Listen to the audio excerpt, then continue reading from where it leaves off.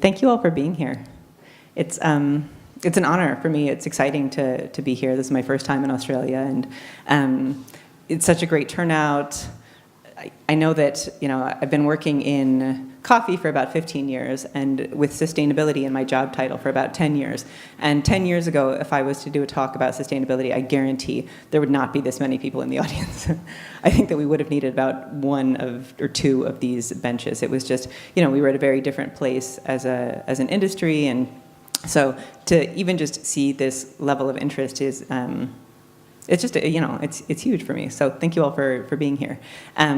Like I said, it's my first time to Australia, and I have a lot to say about sustainability, but I also have a lot to learn. And I'm looking forward to hearing your questions and having a discussion. So with that, I'll try to keep my presentation comparatively brief, but I hope that I communicate enough to really get some thoughts going in your heads, and that I get to hear what all of you are thinking and about your experiences and questions of sustainability as well. So with that, that's my intro slide. Sustainability is not for the faint of heart. I hope that we've got some brave people, some risk takers in the audience today, because I'm going to challenge some of the ways that we have thought about and talked about sustainability historically. As Cosimo said, my name's Kim Elena Ionescu, and I am the Chief Sustainability Officer at the Specialty Coffee Association. So that's a mouthful of names and title and acronyms in the title box here.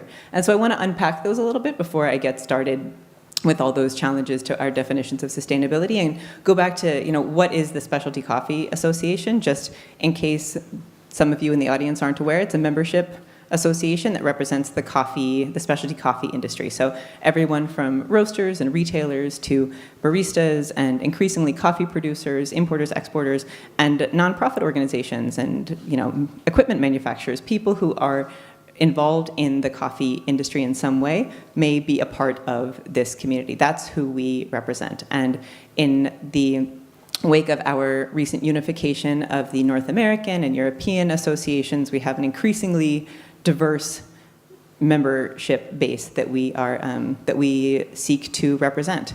I think it's relevant that this is a membership association and not a business, that it was created by volunteers about 30 years ago and still accomplishes a lot of what it is able to accomplish based on volunteer work. And before joining the American Association about 2 years ago as staff, I spent many years as a volunteer in this community. And, at the time, it didn't feel like volunteering to me. It felt like, volunteering was building houses for the homeless or like rescuing animals or something. What I was doing was professional development. I was getting together with people who had experiences that were really interesting and talking about coffee and learning from them. And that felt like I was gaining so much from that. How could that be volunteer work? But now as a member of staff, I really see the value in what volunteers bring to this. And I'm really proud to work as part of an organization that does so much work through its volunteers and that does work for this community. So while you may know us from events that we hold, you may know us from, what am I pointing at, that thing? What do I point there?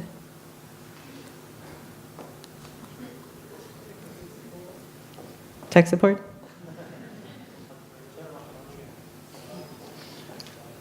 The light's not on. Off, on? How about now? Nope.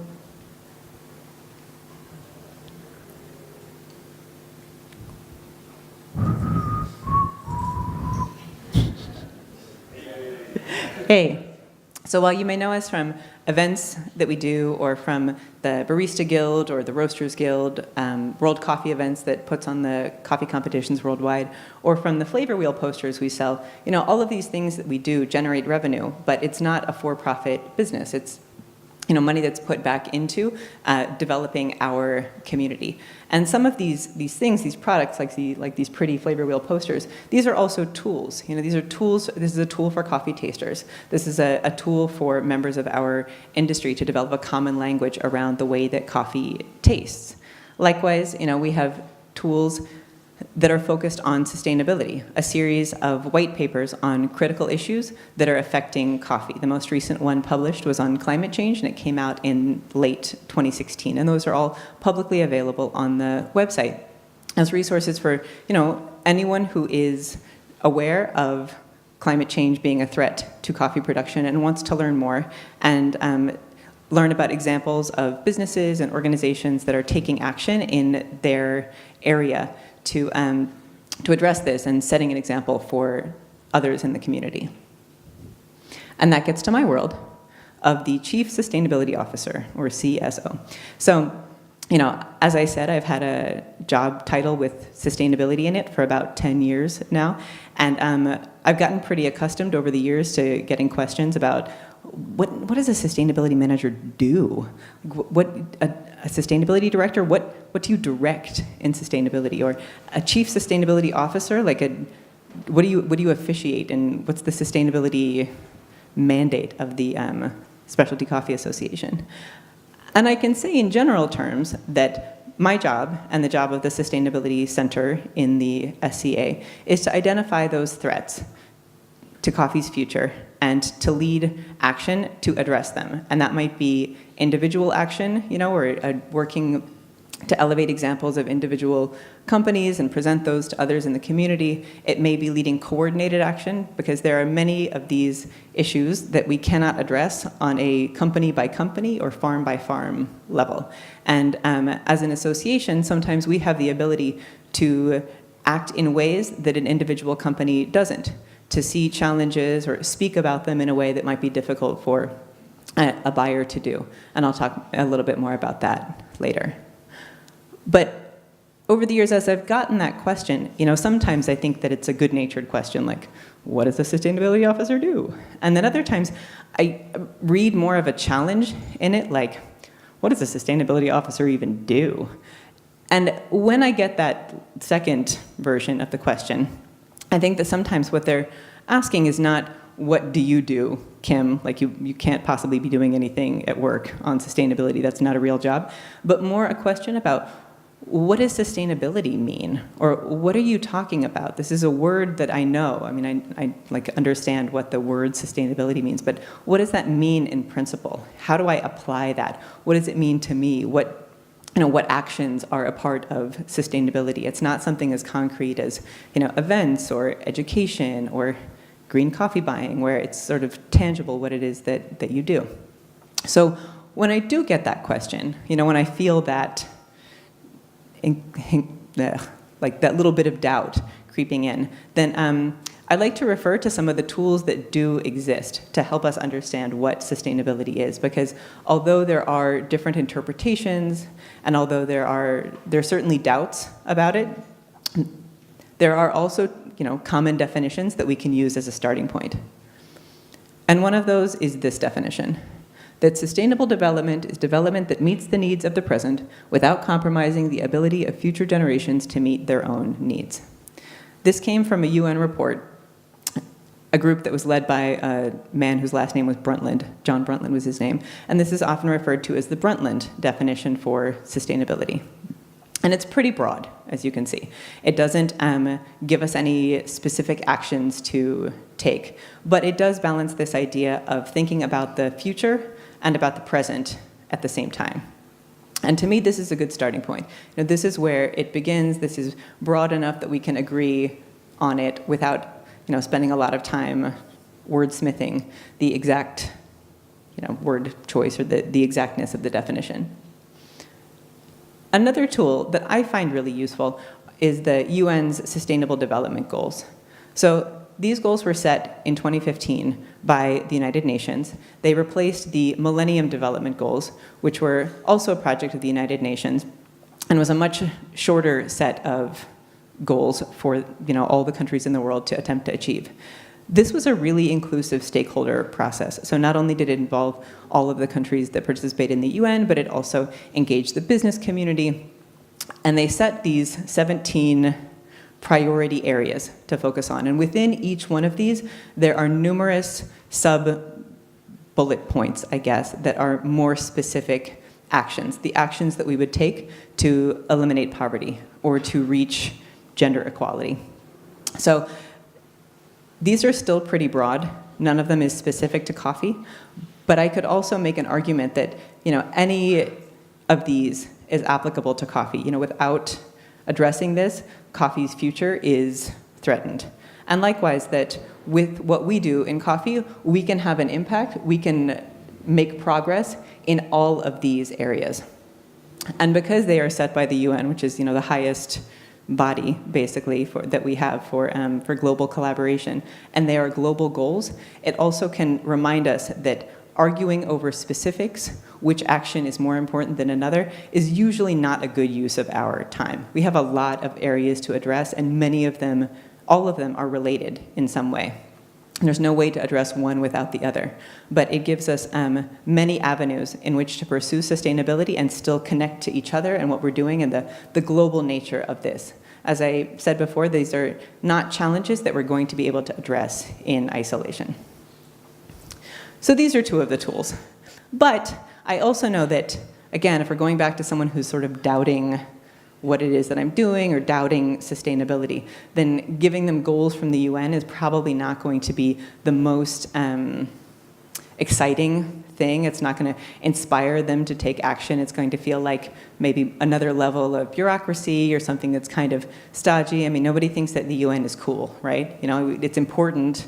We need to have it, but it's not something that's exciting, that's not being featured on the cover of magazines. It's the UN. It's been around, does important stuff, but it does it very, very slowly. And that's, I think, how sustainability has been viewed historically. It's something that's important, but maybe it's a little bit boring, maybe it's kind of a chore. Not sure if that's something that I should really try to market to my customers because they're probably not going to be excited about it. They just want to know that we're doing it so that they don't feel bad about themselves. And I came up with that definition of sustainability, and I kind of embrace that. Like, I'm okay being kind of boring. Like, I'm a mom, I get that. Like, I'm not trying to be cool.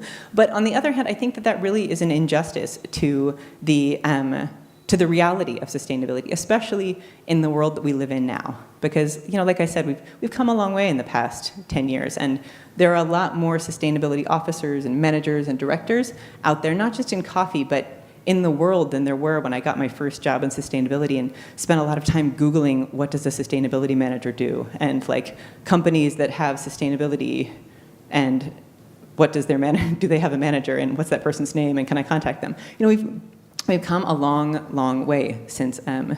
And I would like to argue that this is actually the most exciting and the area where there's the most opportunity right now.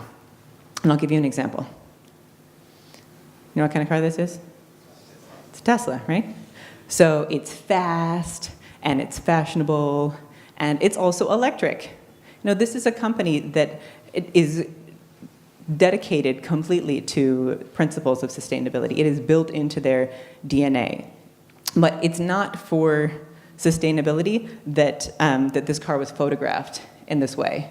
It's not for sustainability that Elon Musk is on the cover of Bloomberg Businessweek this week. It's because of the innovation. It's because they are exploring and really embracing the risk and the opportunity that goes along with creation in the name of sustainability. And that is what I see as sustainability's mandate. If you take for granted, or if you accept the idea that we need to change a lot of what we're doing in order to be able to sustain life on Earth, then that means that there's enormous opportunity. It's intimidating. It's a little bit scary to think that we're going to have to change that much. But if we think about that in entrepreneurial terms, we love that kind of stuff. We love a challenge. We love to see people who are taking untested ideas and running with them, and knowing that they might fail, or even if they don't fail entirely, that they might need to change along the way. I think that our industry is riddled with examples of this, but it's never presented in, sustainability is never presented that way. It's coffee buyers, or it's machine manufacturers, it's, some innovator type like this dude. It's someone like this who is, the champion, the genius. And I really think that this is the way that we should be seeing sustainability for the future. This is an aspect of what companies that will succeed, what individuals who are going to change our industry for the better. This is the sort of thinking that they embody, is sustainability as an aspect of what is really, really exciting. Okay, but that's a car company, right? That's technology, that's not coffee. I get it.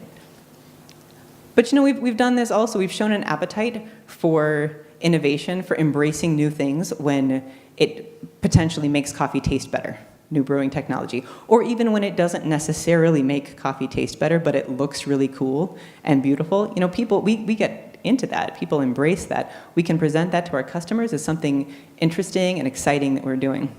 We have an appetite for innovation.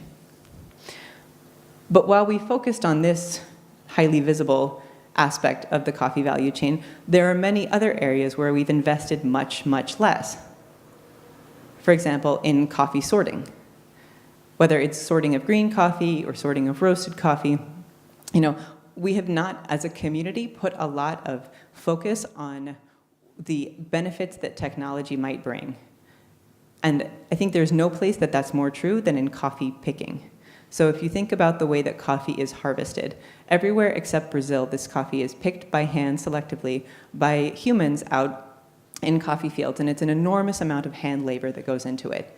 And any kind of intermediate mechanization, we have hand labor, and then we have giant combines out in coffee fields that look like football fields. They're very much more flat and much more like an agricultural monoculture than like many of the farms that we're used to seeing in coffee promotional literature in our community.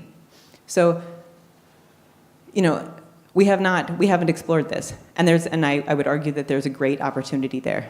I would also argue that regardless of the opportunity aspect, when we go back to the more doom and gloom side of sustainability, there's also a need there, because at the same time, that we've been promoting new advancements in brewing technology, we're also discovering that we have a shortage of labor in the coffee community. And in countries where we've been sourcing coffee for decades, there's an increasing scarcity of coffee pickers due to factors including climate change and the prevalence of pests and diseases associated in some cases with climate change, economic development that's offering alternatives to coffee picking for communities, families that until recently had no other alternatives. And that's putting pressure not only on coffee, on the coffee pickers that remain, but it's also putting pressure on coffee farmers who aren't able to find enough pickers at times to harvest the coffee, and especially to the quality standards that they may be accustomed to meeting for their buyers.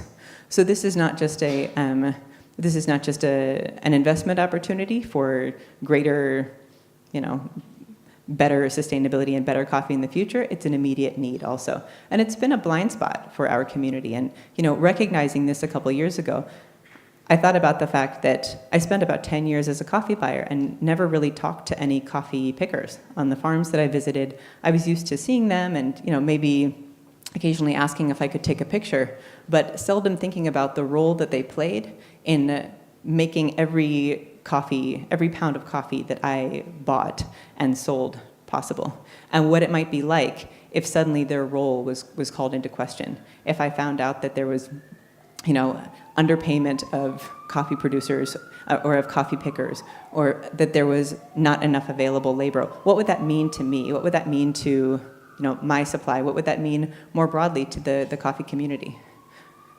So in its first guise, this was presented as a risk.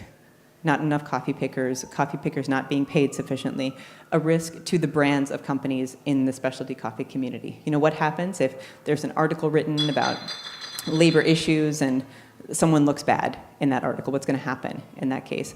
But it evolved into a much bigger risk about the future supply of coffee and what can we expect if better economic opportunities exist in communities and coffee doesn't pay well enough. What can we do about that? How can we hope to change that? What role do we have?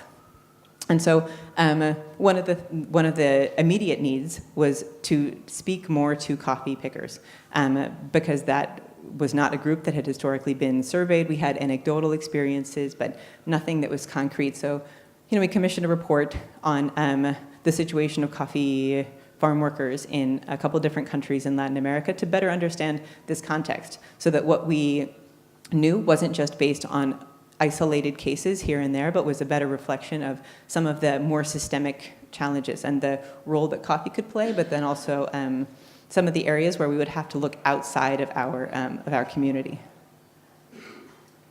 Another thing that we can do is to raise awareness of this. And this is another area where I feel like the role of the association can be different to the role of an individual company within it. Because it can be difficult. I mentioned earlier that there are some things that are, once you know them, it can be difficult to act upon. And knowing that there's labor scarcity in a region, or that farms in a particular country have been accused of violations of international labor organization standards, that can be a difficult thing to begin to talk about, because as a brand you have a lot at risk and you're very visible. Whereas as an association, as a representative of our community, I can say, guys, we have a problem, and this is something that's going to be affecting us more in the future, that we need to begin to act on, not just individually, quietly in our supply chains to make sure that we're not in trouble, but also in general, because coffee has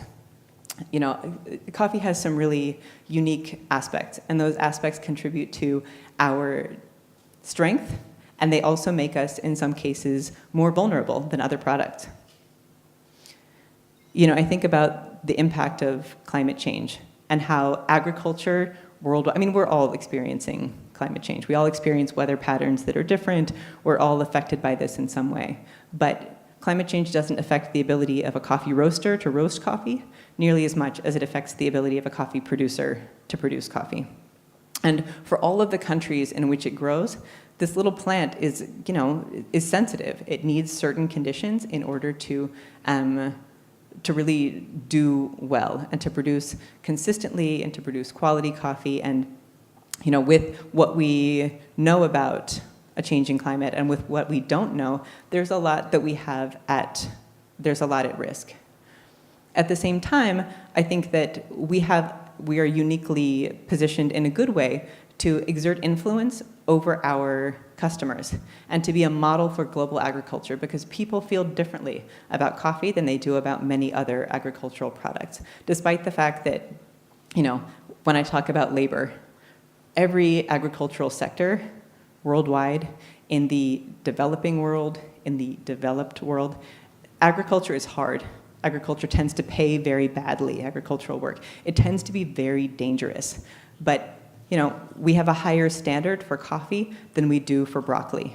We believe that, people who work in coffee should be paid better. When we buy a cup of coffee, we want it to taste good, and we also want to know that it was produced in a way that is in accordance with our values.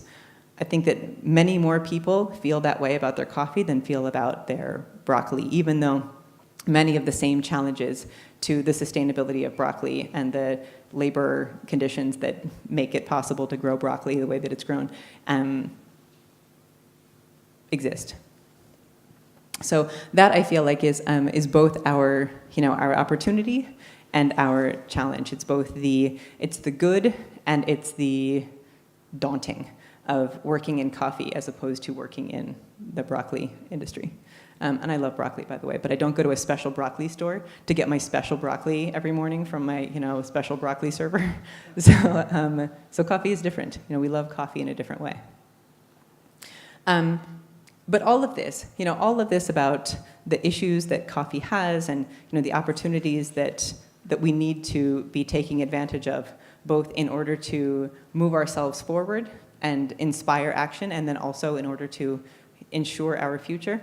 All of these sort of global issues, it's one thing to talk about them and to raise awareness, but there is also a need for action on multiple levels, and that's another opportunity that I see, and that I believe that we are exploring in new ways now, and I'm really excited about that. So,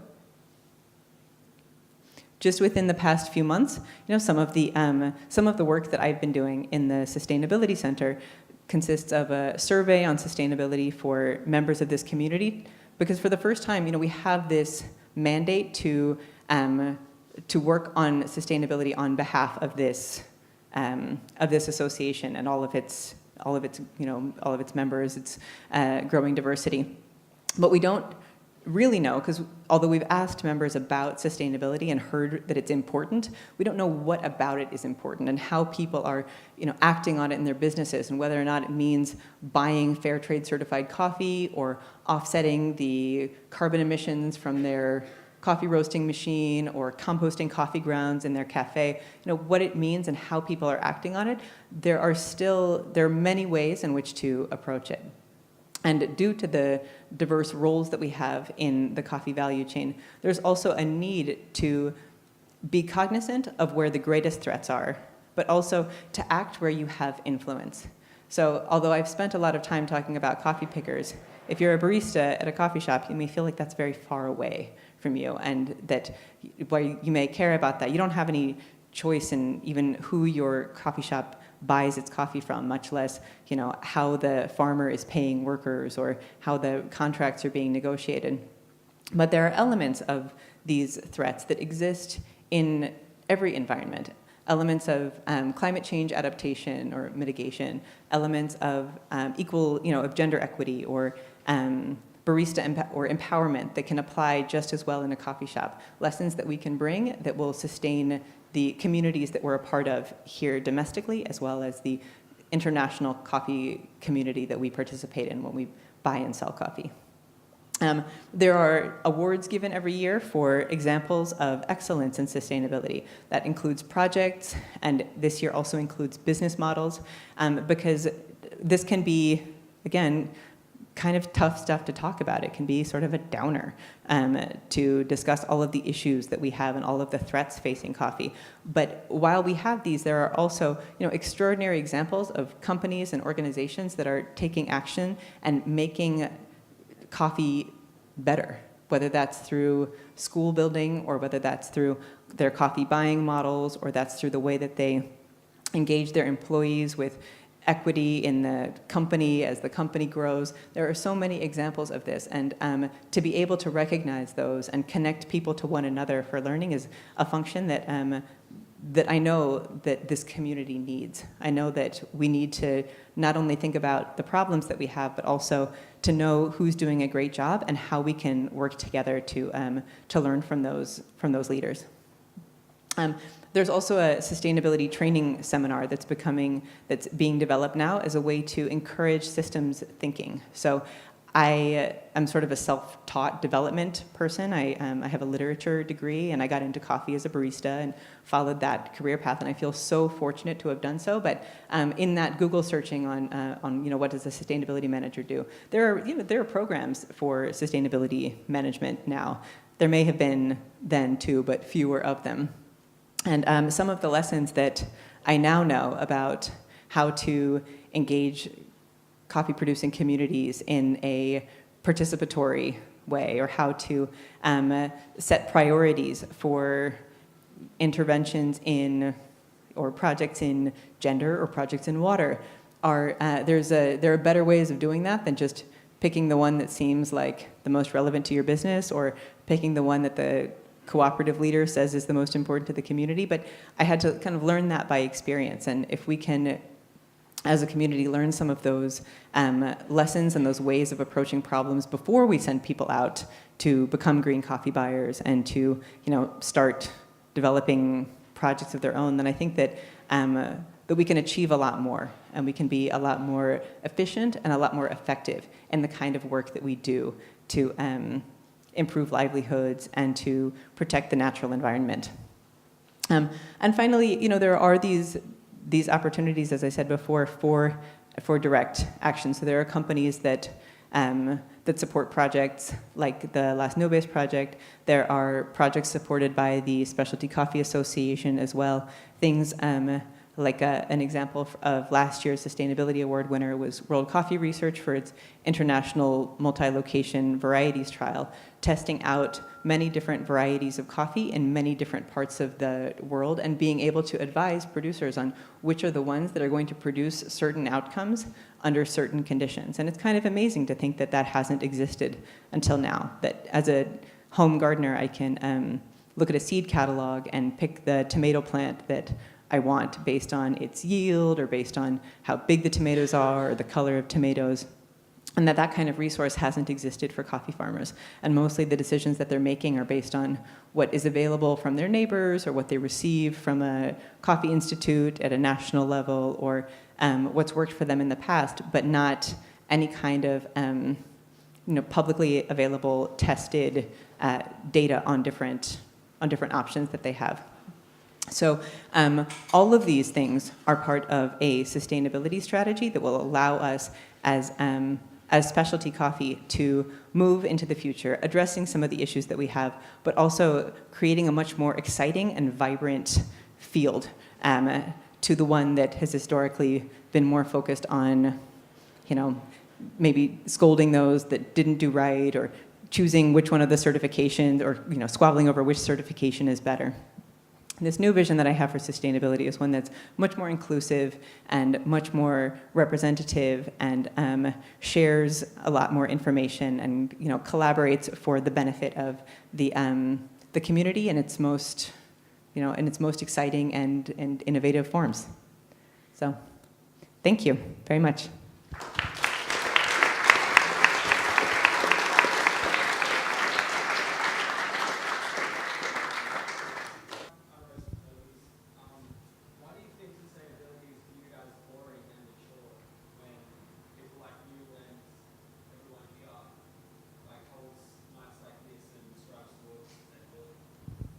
I don't know. Maybe I'm selling sustainability short. You guys can tell me if I'm wrong on this and I need to change my script. But I think that, some of it I'll say is if I am a sustainability professional, if I put myself in that category, I think some of it's our fault for having taken, at times, a very strident approach to this and being very all or nothing about it. Like, if you're not buying organic coffee, if you're not buying your coffee organically, then you're basically raping the earth. If the coffee's not shade grown, then the migratory birds are all going to die.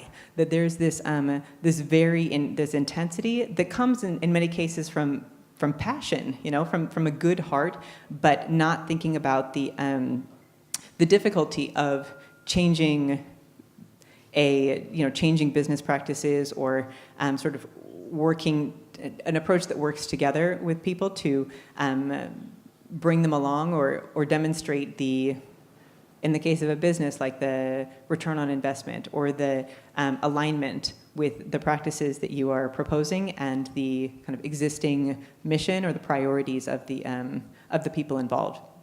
Because I don't think that there are many people out there who are like, I hate songbirds, or like, woo, pesticides. It's not like that. It's not like there's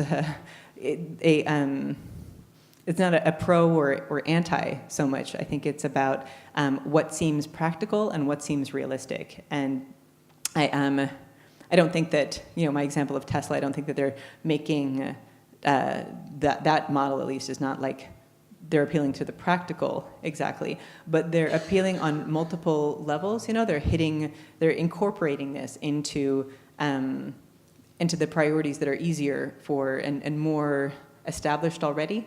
And showing the ways that they can be mutually beneficial, as opposed to some kind of tax or some kind of punishment for bad behavior. Like, don't put your trash in the recycling bin, or the sustainability police are going to get you. I know that's something that I've dealt with in my life, is feeling like I'm the fun police, or the person who's always coming in and telling you that you're wrong, but there are ways to do that acknowledge that we all, we make mistakes, or we like to do things that are convenient. So how do we make sure that what we're doing feels like it's connected to something beyond just the trash in the trash bin and the recycling in the recycling bin? Yeah. Are you finding that your role... Oh, Luke. Hi, Luke. Work indirectly for Focus Estate. Sustainability is actually becoming more financially viable and profitable, so more resources are being put into it and making it more... Definitely, yes. I don't know what the temperature is of the current political climate in Australia and how people are sort of feeling in a cultural way about the future. But I can tell you in the United States, it's pretty bleak. You know, people are not feeling good right now.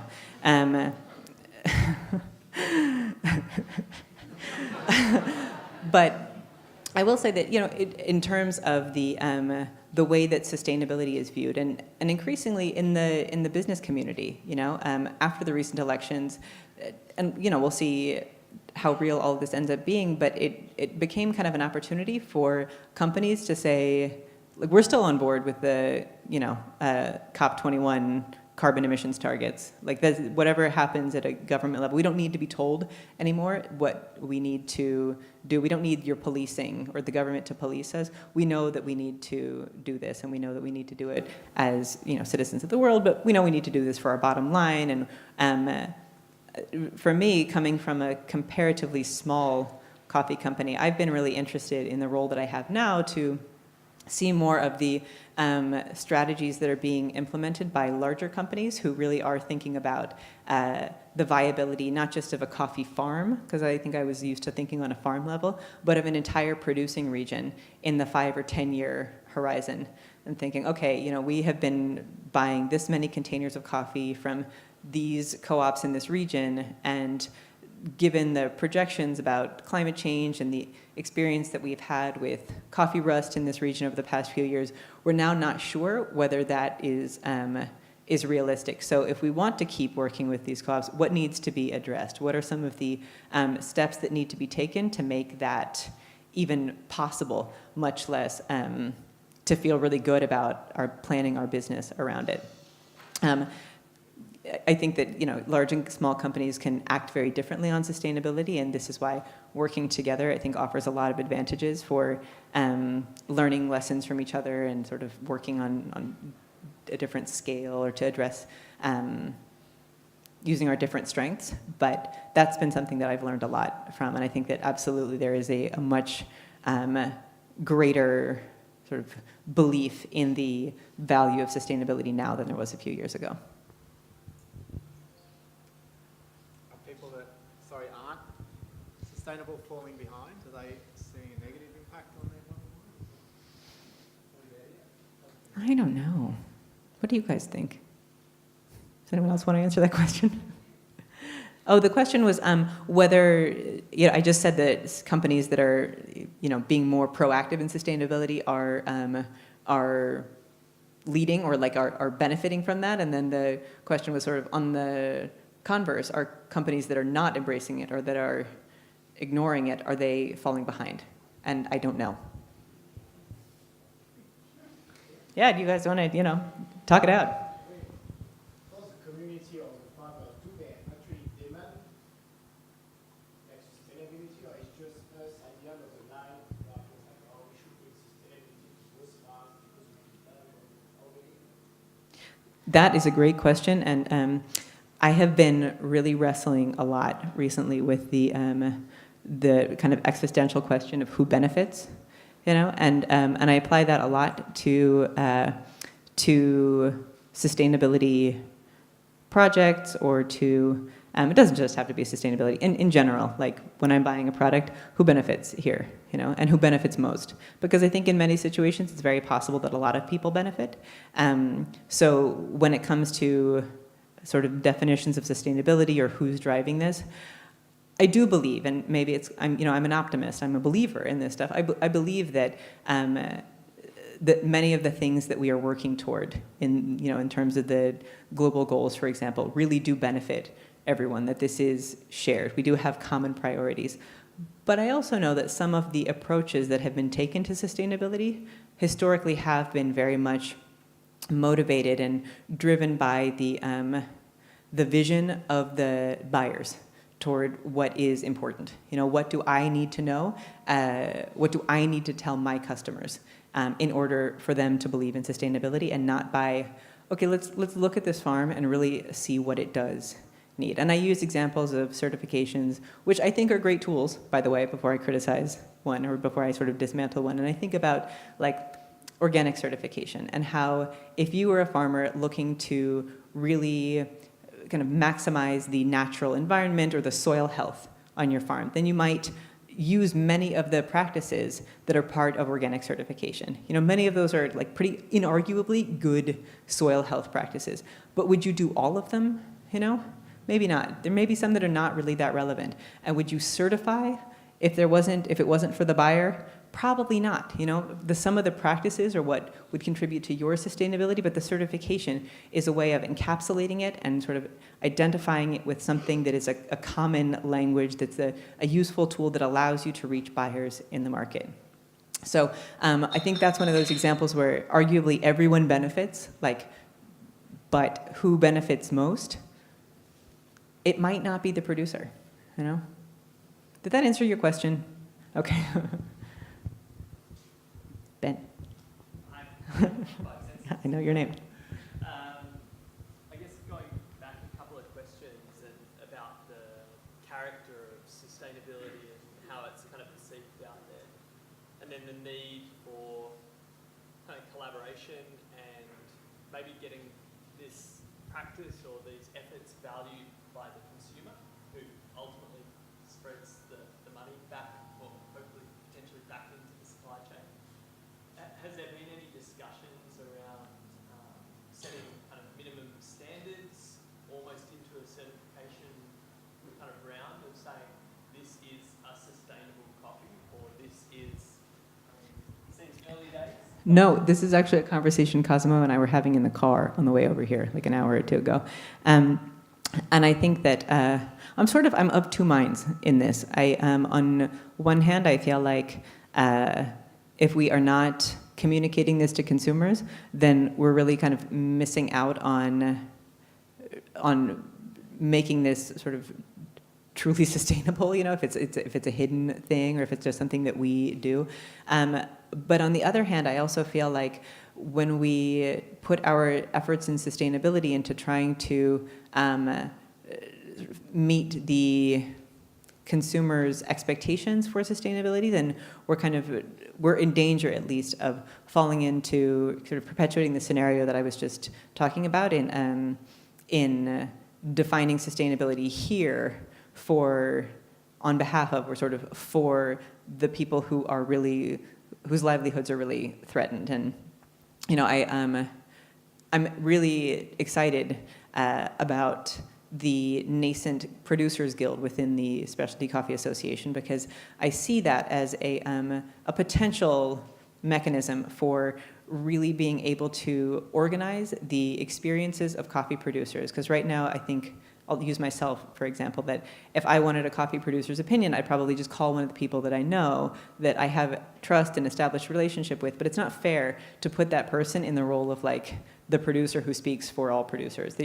He or she didn't ask for that role. Their experience is not necessarily universal. Nobody's experience is universal, but I think about the way that the Barista Guild looked, you know, 10 or so years ago, and how it was established by, or really spearheaded by, a couple of very strong-willed baristas who had very particular experiences and vision, and really drove it. And at the beginning, it kind of seemed like their thing, but now those people have gone on to take on very different roles within the community, and there's a whole new generation and a new community that might not really know any of those people at all, you know, or their names. They're in there because they are baristas, and it gives them a group to connect to, and a group that represents them in the context of a big coffee trade show. That's a place to orient yourself. And I dream of the Producers Guild being something like that, because at the moment, I think we do tend to sort of pick and choose and try to extrapolate from one farm upward without any real mechanism for that representation. So I think that any kind of sustainability index, or what it means for a farm to be sustainable, that ultimately should really be driven by producers. And I don't think we're there yet. I'm not trying to outsource this and be like, you guys tell me what works for you, because I don't really know. I'm not a coffee producer. I don't think we're there yet, but ultimately I would like to believe that we can get there to where, if we're concerned about farm sustainability and we want to know what the priorities are, then the producers should be the ones to say what our top 5 things should be and in what order we should address them. And if we're talking about roaster sustainability, you know, that we've got a community of roasters that say, like, we want you to lobby our municipal governments for better, I don't know, matching investment in roasting, whatever, fuel-efficient roasting technology or something. We want the kind of grants that are available in Portland, Oregon to be available everywhere so that people can afford to have the kind of the infrastructure that some of those roasters have. I would love to have that kind of that sort of collaborative approach where we can call on people for their areas of expertise and create something that is meaningful to consumers, that represents the multiplicity of approaches to sustainability that we have within our community. Hi, I'm Roland. I work in Chatswood Beyond Climate Change. Following on from the gentleman from 5 Cent Society here, about Ben. about whether you can get a cup that actually has like a sustainability price on it, if you will, because it seems like you can get carbon credits for flights and everything seems to come with some acknowledgement that what that product is carries with it a huge sustainability tax. And it seems to me that coffee is grown in one country, transported all over the world. It costs a lot in an environmental sense. It seems like something that we should have. Is that something that the SCA has talked about yet? Some studies, there are some studies that have been done on coffee's carbon footprint and the sort of life cycle analysis. There is no, and this is an interesting and maybe sort of tangential point, but there hasn't been a really scientific study of the life cycle analysis or the carbon footprint, even of one stage in coffee, like brewing coffee, which we know is a pretty hefty carbon footprint. And part of that is because it's challenging to know, what do we do with that information? Like once we know the exact number, how do we translate that into action? And I'm interested in knowing what will drive people to change, and maybe that's because I work on, I feel like sometimes still a small business timeline where I'm like, I just want to know enough that I can make a decision and go with it for a while. I don't need it to be perfect, I just need to know something. And with the studies that have been done on the life cycle will tell us that the largest areas of impact are the farming operations, like the fertilizers that are used in the production of coffee tend to have a pretty large impact on the coffee's overall carbon footprint, and the the roasting and brewing processes. So very little of the footprint comes from all of that overseas shipping or the transportation, and most of it is really concentrated in these areas of farming and then roasting and brewing, if you count brewing in there, and very little also in the end of life stage. So I think a lot of people will see the waste generated even by like single serve coffee cups and think, oh my gosh, like that's so awful, that's so wasteful. And it's not that it's not wasteful, like it is totally wasteful. That's a lot of packaging, but it's not, if we're going to talk about in sort of terms of prioritizing, if we want to get that footprint down, then the areas that we should be addressing are farming and roasting and brewing, and less shipping and less packaging. So I think that maybe speaks to the carbon piece of what you were asking. As far as the sustainability price, no, I don't think that we have that at all. I think there are so many things that are externalities right now.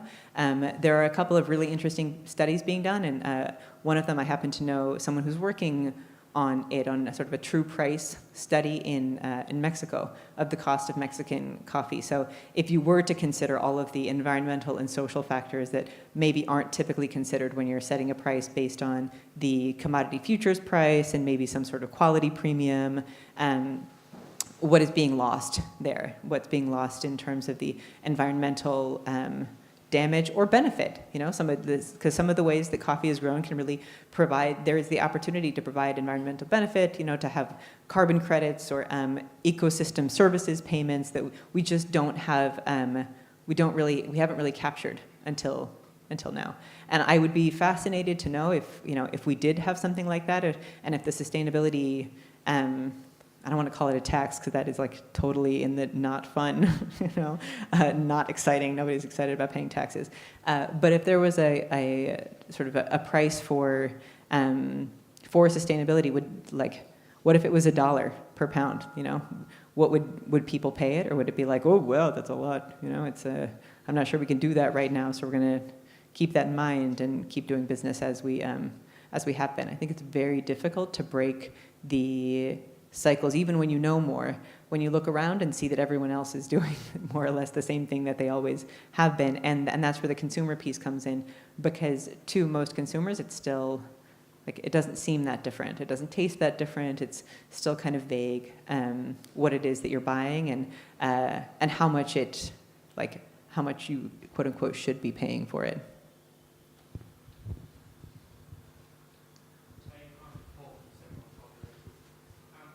There's this guy doing a little bit of coal research. He's looking at future temperature forecasts and that sort of thing, looking at what corals work in high water temperatures, that sort of thing. Is anyone out there looking at forecasts of 10, 20 years time and the impact of climate change and seeing what provides, what coffee works?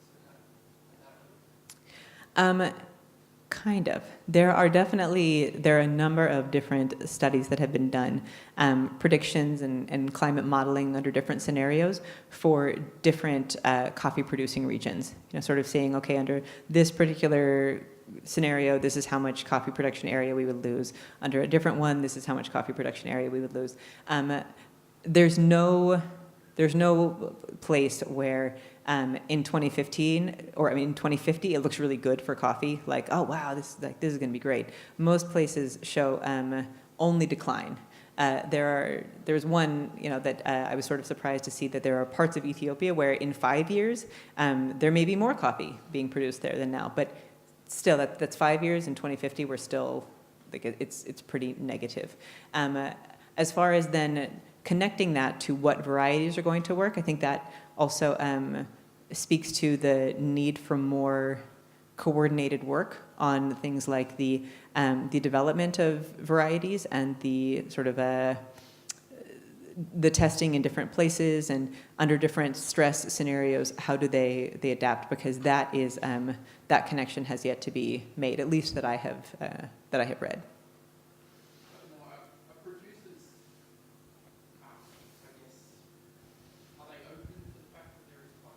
Oh my God, yes. Yeah. I don't know a single producer that would say, I don't think that's happening.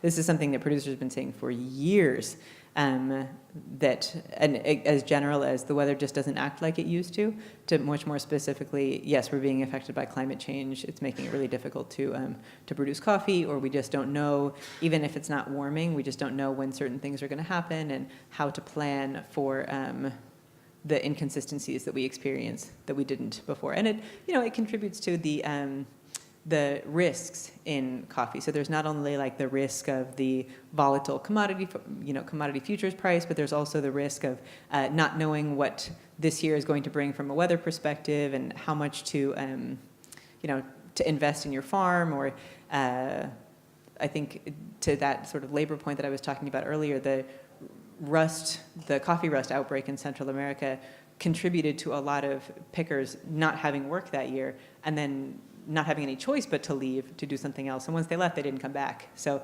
now we're in a situation where the production levels have recovered, but there aren't enough pickers, because the year that there were enough pickers, there wasn't enough coffee. So we have these sort of multiplicity on multiple levels. There's uncertainty.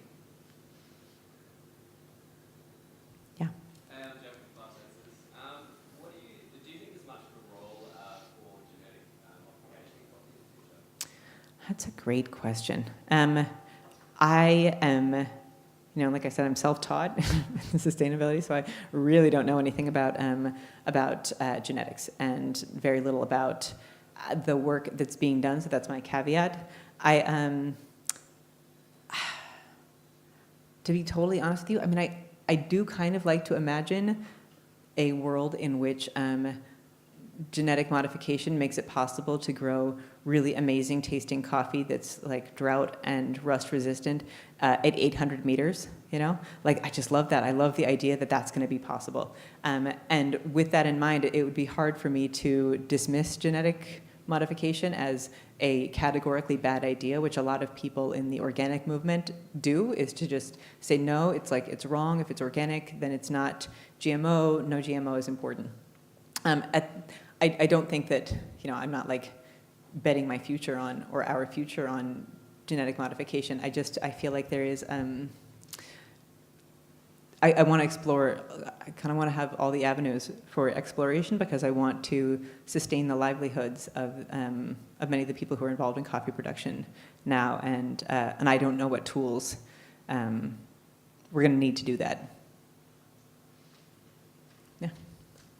Jeff, and then Trish. Just on that question, if I just go back to Mohammed said matcha, they're taking varieties from all over the world and trying to see how they go in their environment, experimenting all the time with other varieties from other countries. And they've been doing that for ages, and they're starting to see that takes so long.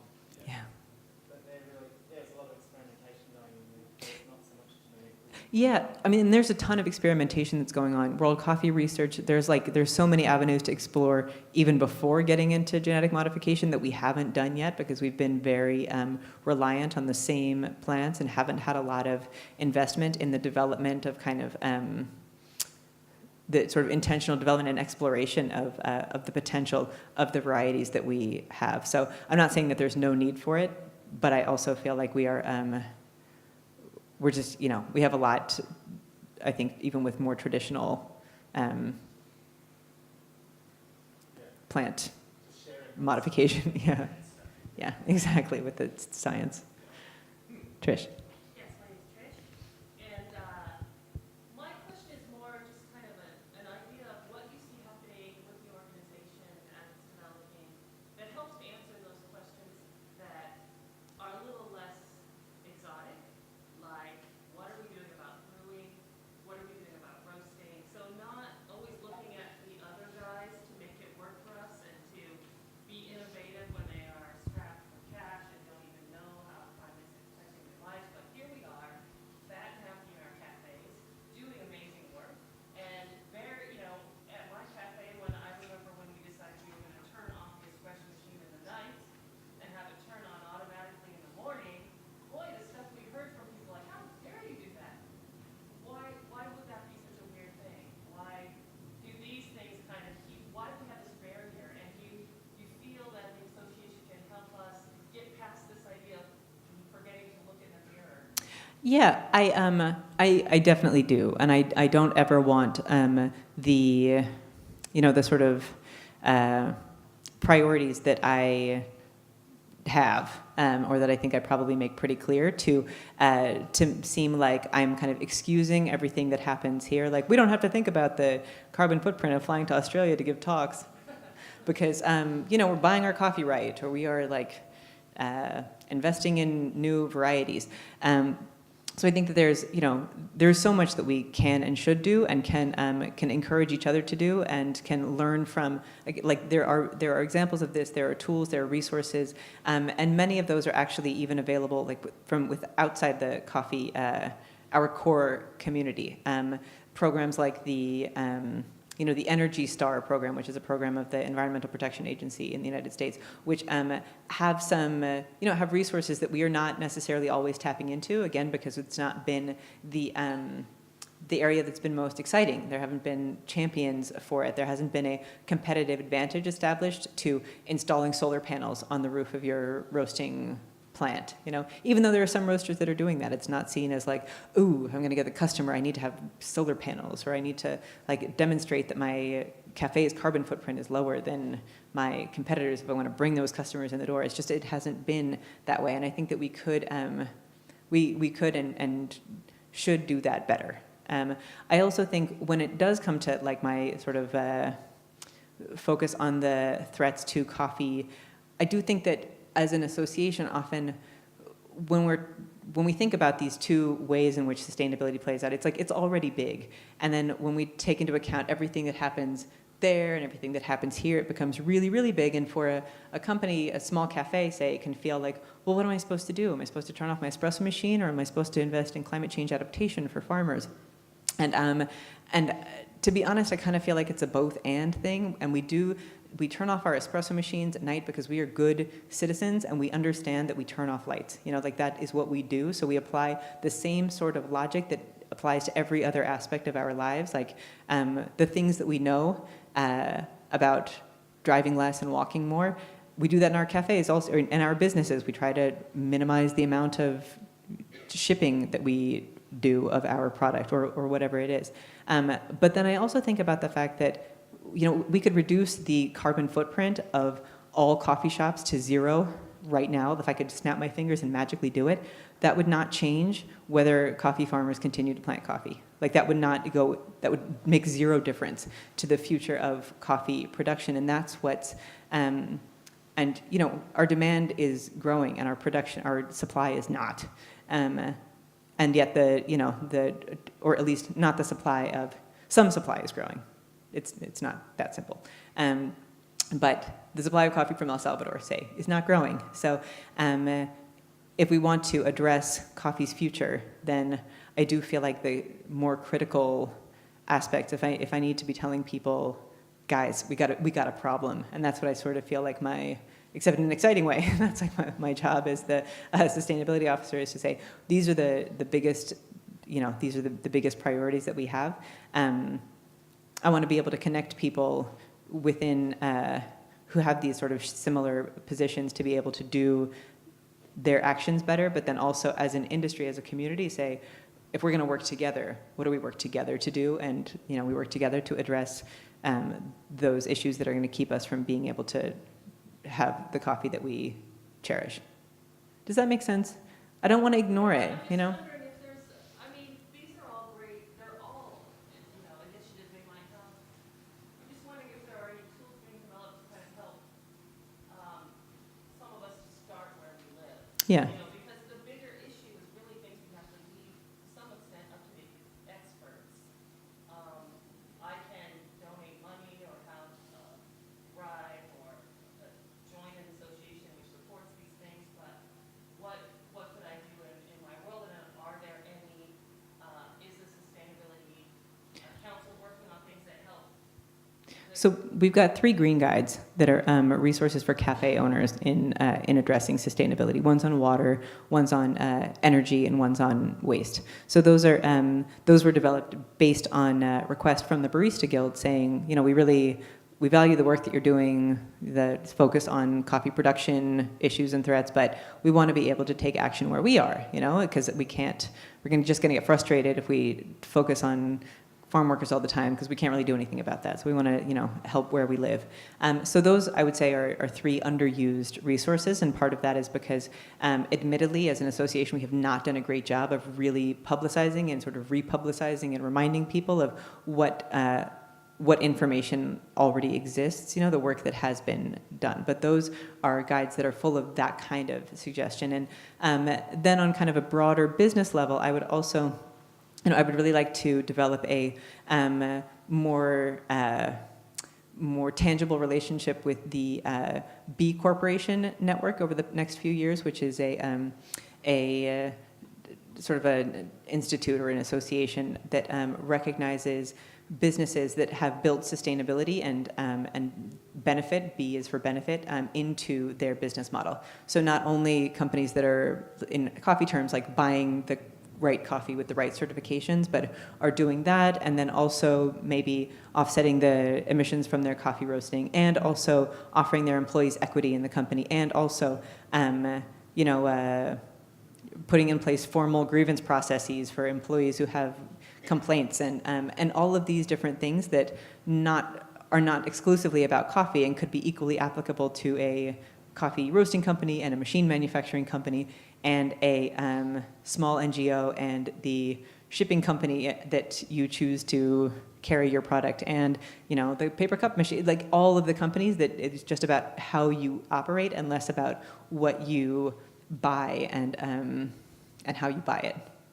So those are the 2 things that I would say is green guides, and then more of those resources with organizations that recognize companies for being better citizens as companies.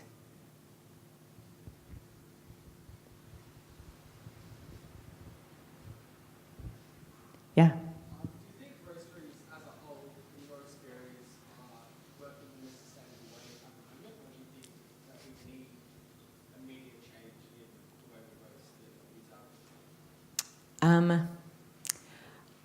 I can't imagine that we've done everything that we can.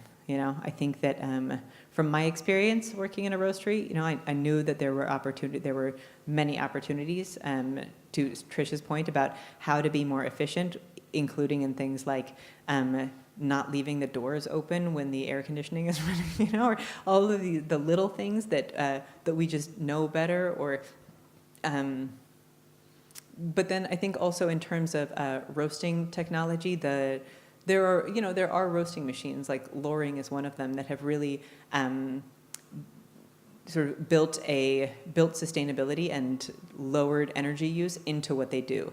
And those machines are gaining popularity. I know that there are many of them out there, and many more than there were, but it's still not like, I would say for many companies, that's not playing as much of a role in their decision making as maybe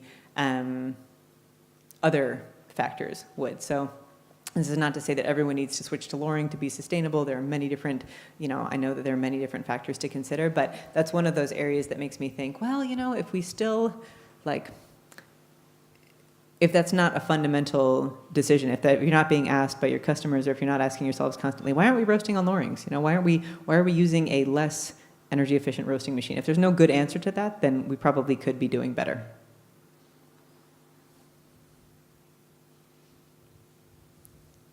And then there are other things, I mean, like, you know, packaging. I was talking about end of life not being the largest area of impact, but it's definitely an impact. And this is something where, again, I think that coffee can be very visible with K-cups, for example. People are like, I hate K-cups, you know, single serving pods are the worst. And I see that as a coffee problem in some ways, but I also see that as a packaging problem in the same way that I see the disposable or, you know, paper cups versus compostable cups, not about like we have to pick the right disposable cup or which one is better as a disposable cup. It's sort of we've got an issue with disposable cups, you know, and the need to have everything be disposable, and coffee has a role in that, and we're a very obvious contributor to that, but it's not, that's a problem that's sort of a cultural tendency that's bigger than coffee. So again, that's not to excuse us from addressing it, but it's also not to say that like the paper cups in the landfill are coffee's fault. It's like, well, there's a lot of single serve packaging that's, we've got a packaging problem. Yeah.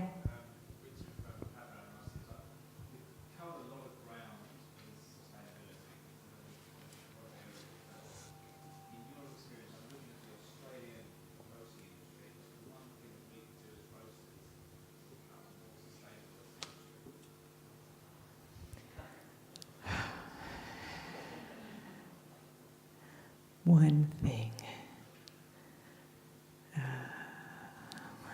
Gosh.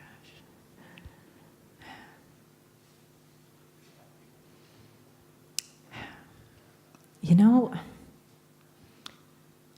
this is going to feel like a cop-out. I know it will.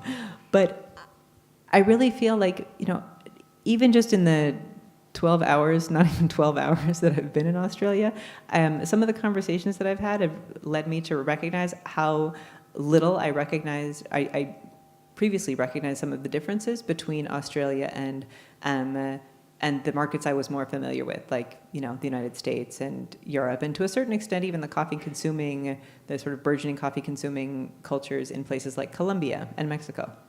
So, that's not to say that, I mean, I could assume that that you all are like the roasters that I know in the United States and Europe and give advice based on that, but I also don't want to overstep boundaries of, I may have a different, you know, I may know some different things by the end of the week here, so.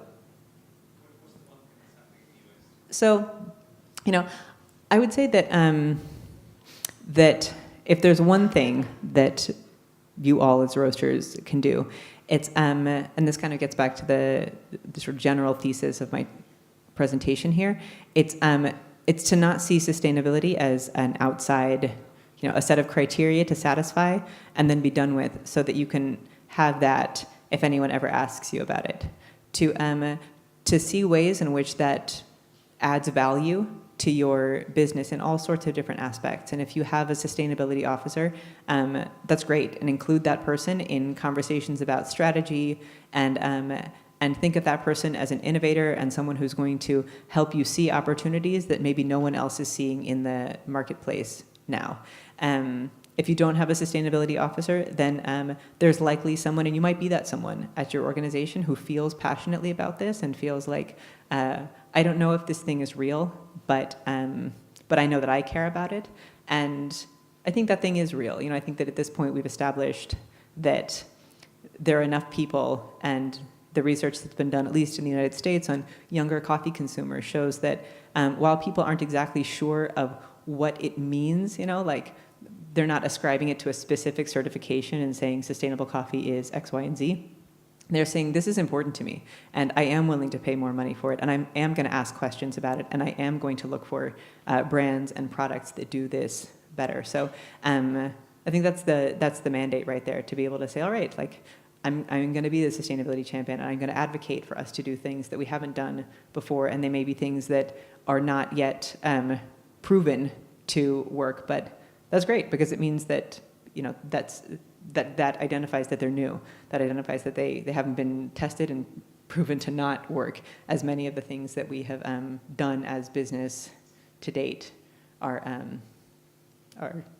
proving to be. So that one thing is change mindset. Yeah, easy.